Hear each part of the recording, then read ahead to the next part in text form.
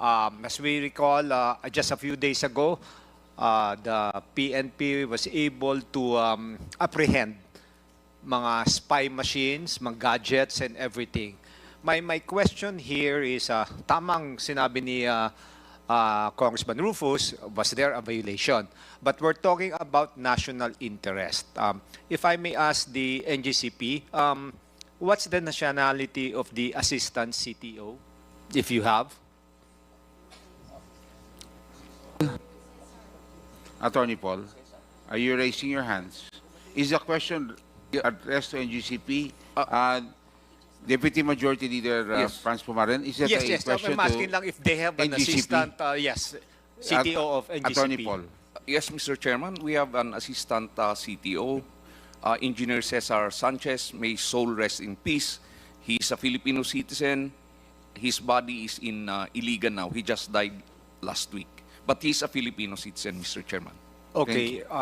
Another thing, Mr. Chairman, I noticed it talagang their main priority to hire the CTO, correct me if I'm wrong, is a Chinese national. Tama po ba? Mr. Chairman, if I may.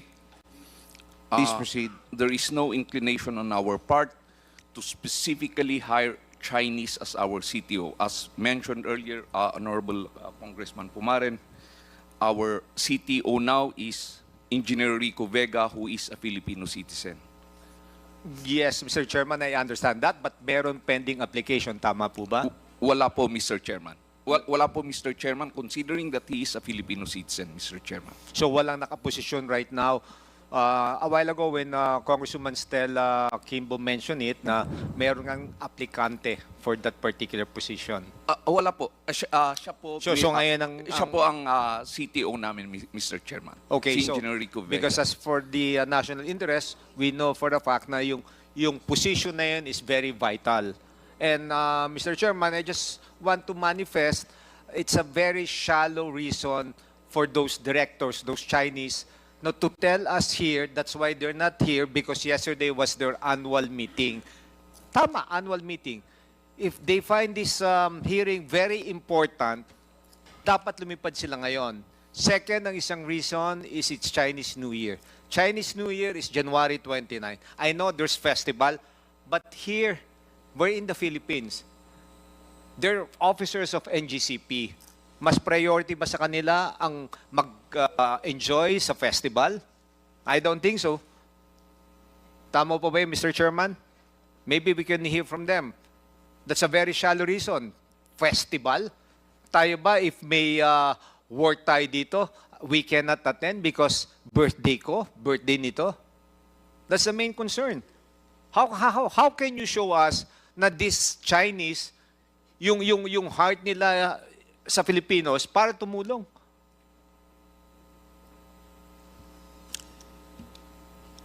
Mr. Chairman, if Are you done, Honorable? I want an answer from the... Attorney Paul. Mr. Chairman, with respect to the question, I believe, Mr. Chairman, that, and I'm pretty sure they purchased their tickets prior to the receipt of today's hearing. So that's why they had to fly to China.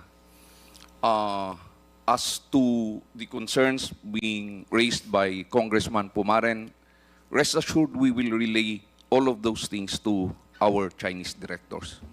Mr. Chairman. Thank you very much. And, Mr. Chairman. As requested earlier, a notices will still be sent to them for the future hearings. Thank you. Yes, I know that we will invite them. Pero mababaw naman, nakabili ng ticket and everything. If they find this really important, they can still buy another ticket.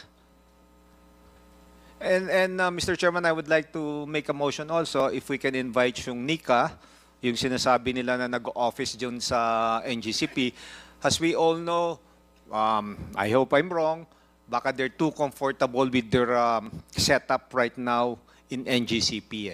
Because like what I mentioned, the dynamics right now totally changed with regards to what's happening here in the Philippines. With regards to, I'm not trying to zero in on the directors or officers of the Chinese nationals in NGCP. Pero ngayon, iba na po ang dynamics, iba na po ang landscape. A few days ago, may nahuli tayong Chinese na nag-spy. Diba? So, if we can invite also the yung NICA, the one in charge of NICA, or the one assigned to that particular office, para we can hear kung ano po talagang what's happening. Yeah, take note of that, and indeed, the security issue is something that is in, I would say, top of the list, or top of mind of all Filipinos. No? Yes, the Honorable FRANZ FUMAREN. Yeah, ano lang yun, that's my query lang. It's just so frustrating, you know, those Chinese nationals, parang napaka-special for them. Hearing ang Rason Festival, nakabili ng ticket. Don't tell me they cannot afford to buy another ticket if they find this really important. Thank you very much. Parang pinoproteksyonan pa ng kapwa Pilipino na gina-justify pa that they're not here. That's so frustrating. Where is our national pride here? Chairman. Thank you. Thank you, the Honorable FRANZ FUMAREN. Yes, Attorney Paul, we will invite them in the next hearings Mr. Chairman, can I- until they run out of holidays. Yes. Attorney Paul. Yes, we would like to assure this body that we are also Filipino citizens.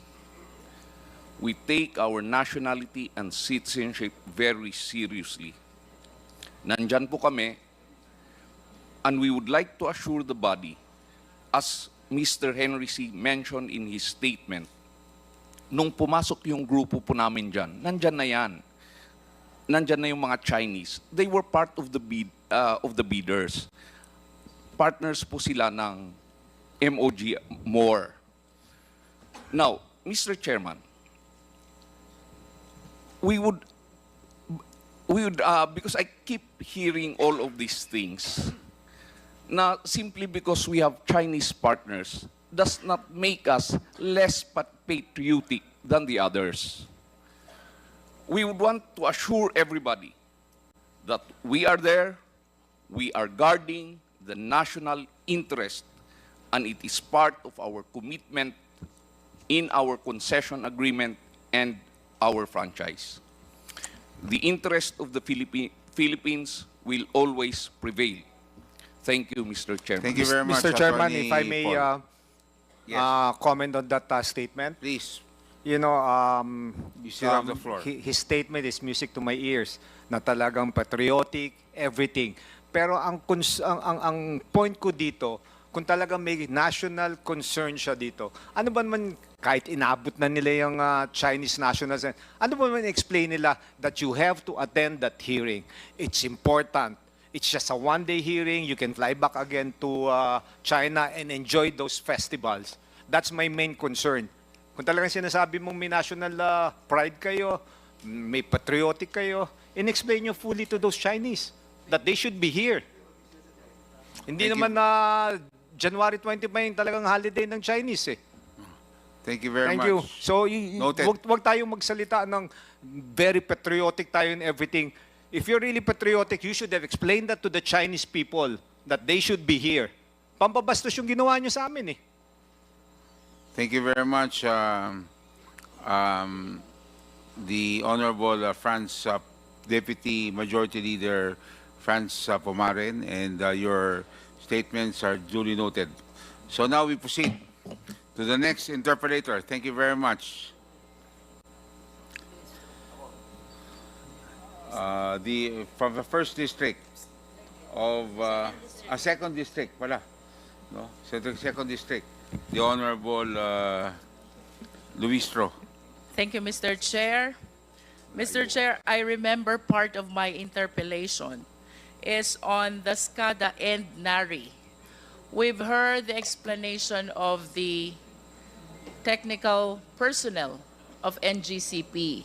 And having heard that Attorney Melvin Matibag used to be connected with Transco, I believe he's an expert witness or resource person as well. I wish to request Attorney Matibag to please enlighten us what is Scada, what is NARI, and kindly correlate their significance to each other. Well, yung Scada po, thank you po, no? Yung Scada is the system. Yung po yung, that's generic, yung parang yun yung that is supervisory control and data gathering na ginagawa po nila. No? Yung NARI po, that is the brand of the equipment, hardware, software, na nilagay nung pumasok po ang NGCP. Before that, ang nandun po is GE, tsaka ABB. Bago pa po lahat yan, bago lahat yung mga system na yan, nilagay nila yung NARI. Kaya nung pinag-uusapan natin yung problema ng China, kaya po lumalabas yan, kaya may suspecha tayo. Dahil, kagaya ng explanation ko po, ulitin ko po kanina, ang cellphone natin, to iPhone, this is the hardware. But this is run by a software, iOS. Kayo po ba naniniwala na yung nilalagay nyo dyan, hindi nakikita doon nung gumagawa? Knowing that ang NARI is proprietary. May source code po yan. Kanina sinabi, nasa kanila raw yung source code. Parang yung election po, since mag-election, COMELEC, may source code dyan. Nakikita ng COMELEC yan. Alam po yan ng COMELEC. Bakit nilagay yung NARI? Nung tiningnan po namin kung ano yung NARI, is a state-owned company of China na sila provider po ng mga equipment as intelligence equipment, military po. Kasama po doon sa mga military grade po. In fact, when we do the research, lumabas sa website nila noong December 2019, lumabas doon sa website nila na sinasabi pa nila na 100% they control the power grid of the Philippines. Nung iniraise po namin yung issue na yan, on the next hearing, wala na po yung website. Binura na yung nakalagay na yon. Pero meron po kami noon. In fact, we provided the Senate. I think meron din pong kopya rito dahil nagiring din dito. Attorney Matibag, if I may interrupt, Opo. that publication, correct me if I'm wrong, is the same printout that we flashed during the last hearing. That Do is you correct confirm po. that? That is correct. Sa website po, lifted from the website of NARI. So you confirm that from the website of, is it not the State Grid China Corporation's publication and not NARI? NARI publication po yun, and NARI is a state-owned company, the same as the State Grid of China, a state-owned company of China. I understand. So NARI is a subsidiary of State Grid China They are Corporation. separate company po. If we are familiar with the ownership sa China, alam nyo, mga state-owned po yan, mga government-owned. Parehas po sila. And when you research doon sa website, noon nga, sa website ng NARI, lumalabas doon, they supply military intelligence, mga equipment na parehas ng ginagamit po sa atin. Ngayon, yung pong data gathering, ang tanong ko nga, anybody can answer po siguro, educate me. Kayo po ba naniniwala yung cellphone nyo, yung mga nakalagay dyan na data, mga pinapasok nyo dyan, hindi alam nung gumawa nito? Hindi ba pag nalock nga to, pwede ka nga mag-message, sasabi ka nga ron, mabubuksan mo. For the enlightenment of the Filipino people who are watching us, Attorney Matibag, you mentioned about iOS. Opo. No? So let me borrow your term. Would you confirm if I would say that NARI is similar to being the iOS of Scada? Tama po, kasi yung hardware and software, parehas pong NARI. I think they can confirm that. Ayun, sinasabi nila, nasa kanila yung source code. Then I go back to go to the next level.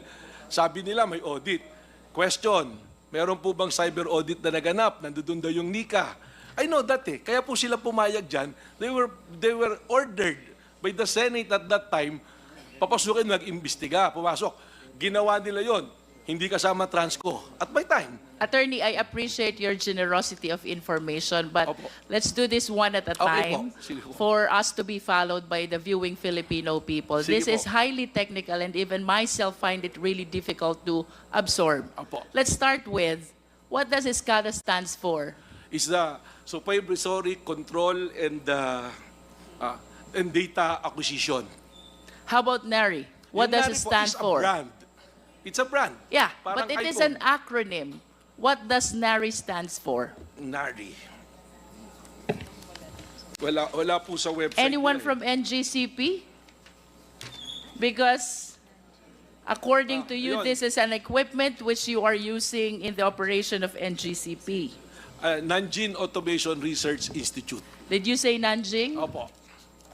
Nanjing Automation Research Institute. Opo. Okay.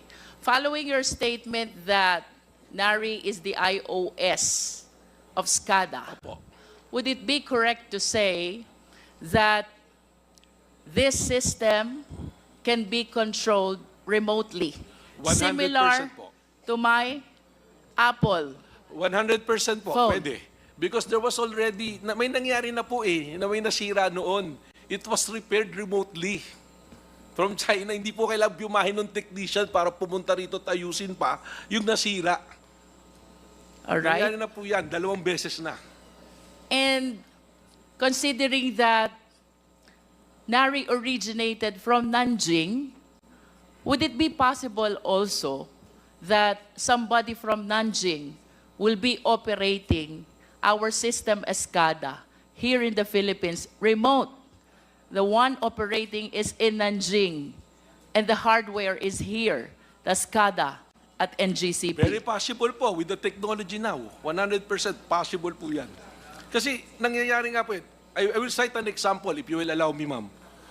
Yes, Sa Ukraine, twice there was an attack, cyber attack, sa power grid mismo. Lahat napasok. Hindi po sila pumasok na may baril na pinasok pa yung control center and all. It was hacked 3 days before na power up ulit ng Ukraine. And to find out, intelligence services noon, they found out na that is a prelude already doon sa nangyayari ngayon na gera. Kanina, Attorney Matibag, you made mention about the nature of this NARI, the company, Opo. that it has something to do with the military of China. Can you Opo. please expound on this? Yun po yung sinabi sa website nila. Kasi they also supply military hardware.